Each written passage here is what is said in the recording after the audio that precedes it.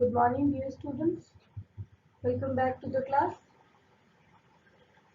Today we will continue with the derivation of equation of motions. We are going to study three equation of motions. Kindly go through the video properly. So these were the things which were told yesterday. We discussed about the things distance time graph. Three distance time graphs were there. First, with a straight line passing from the origin, depicts a uniform speed. When the line is not straight, it is curved, it depicts a non-uniform speed. And when the line is straight, but it is perpendicular to x-axis. This is your x-axis and this is your y-axis. But it is not, sorry, not perpendicular, it is parallel to x-axis. It means that the body is stationary. Stationary means at rest. The other part discussed yesterday was velocity time graph, where we have same kind of graphs and they were showing you uniform acceleration, non-uniform acceleration and uniform motion or no acceleration. Why we say uniform motion? Because here with the time changing, velocity is constant, velocity is not changing, and acceleration is change in velocity.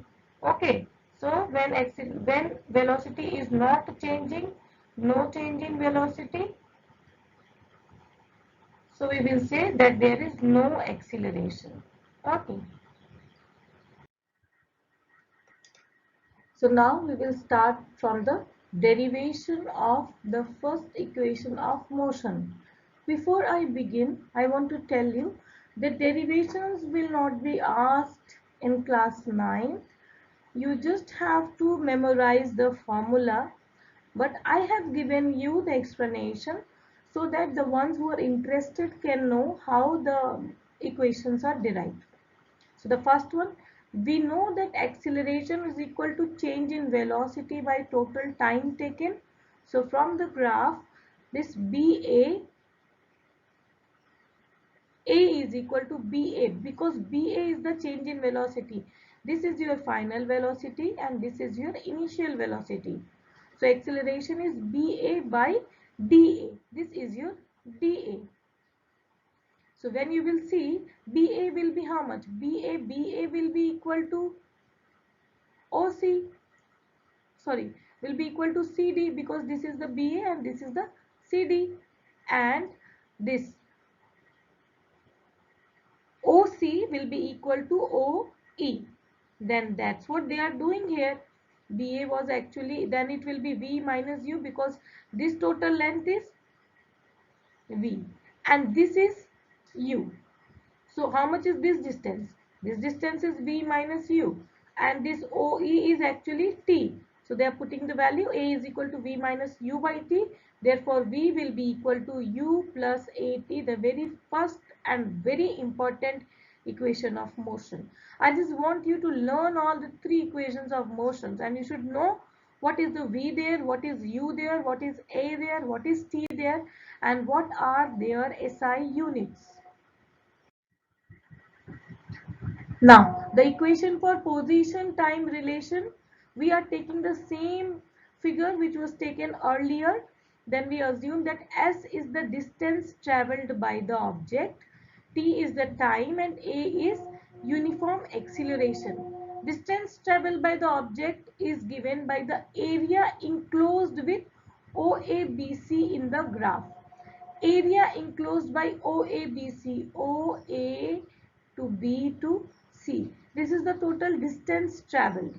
Okay, so S is equal to OABC, and OABC can be broken in two parts. You can see here, one is your rectangle, isn't it? And another is your triangle.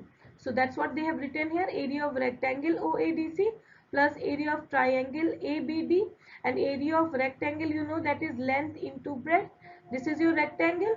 So then let the length be O, let the length and breadth are OA and OC.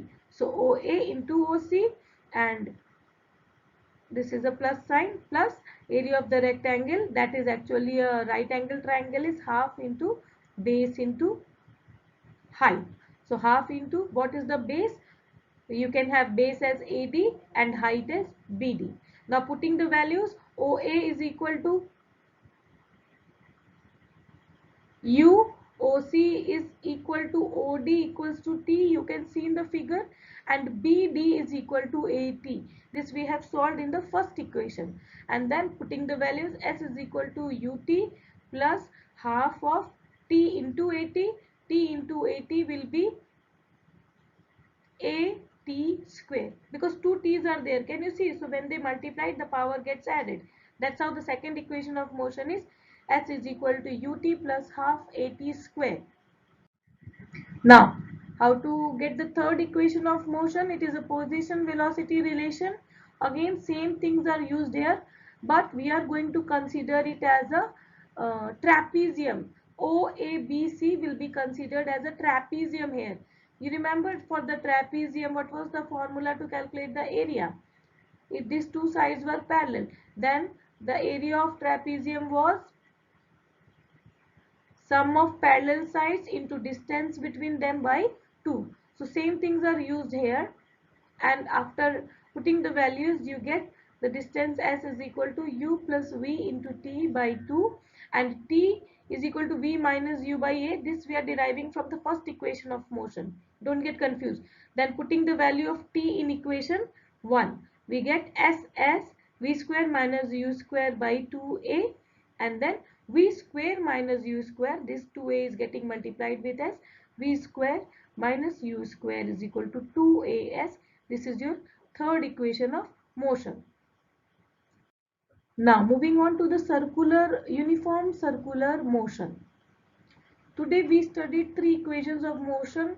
V equals to U plus AT, S is equal to UT plus half AT square, V square minus U square equals to 2AS, and the third one is for the uniform circular motion. Please see what it says.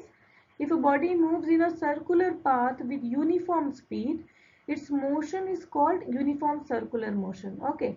Uniform circular motion is accelerated motion because in a circular motion, a body continuously changes its direction. The circumference of a circle is given by 2 pi r. If this is a, let us say this is the circular path, a body is moving in circular motion.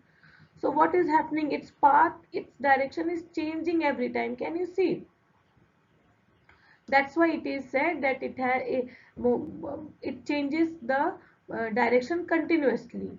If the radius of the body is r, then what is this total distance covered? This will be the circumference of the circle. Circumference of circle is given by 2 pi r. So then how are you going to calculate the velocity? Velocity will be distance by time, and distance covered is this total circumference will be 2 pi r by t. Sorry, this will be t. 2 pi r by t will help us in calculating the velocity of the body moving in circular, and we are only talking about uniform circular motion. Clear? So we came to the end of the chapter, my dear students. Write all the equations,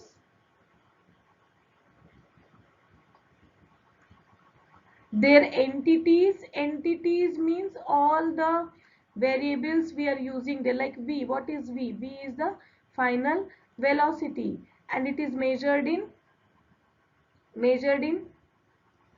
meter per second. A is the acceleration, it is measured in meter per second square. Like this, for every equation, if you write v equals to u plus at, you will write what is v. V is the final velocity and its SI unit is meter per second. Like this you have to write for everything, because I want you to learn all the equations. You should know what is v, what is u, what is a, and what is t, and what are their SI units. Okay, so we will do exercise and numericals in the next class. Kindly revise the chapter. That was all for today. Thank you. Have a nice day.